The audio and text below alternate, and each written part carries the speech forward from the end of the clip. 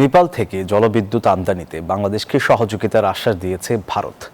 এমনটাই জানিয়েছেন পরিবেশ মন্ত্রী আব্দুল আল মিন্টু। বুধবার সচিবালয়ে তার সঙ্গে সৌজন্য সাক্ষাৎ করেন ভারতের হাই কমিশনার প্রণয় ভার্মা। পরে পরিবেশ মন্ত্রী জানান, ভারত নবায়নযোগ্য জ্বালানিতে অনেক শক্তিশালী। এই ব্যাপারে বাংলাদেশের একটি প্রতিনিধি দলকে বিস্তারিত জানার জন্য সফরের আমন্ত্রণ জানিয়েছে ভারত। প্রণয় ভার্মা বলেন, জলবায়ু পরিবর্তন মোকাবিলা ও নবায়নযোগ্য জ্বালানি ব্যবহারে একসঙ্গে কাজ করবে দুই দেশ।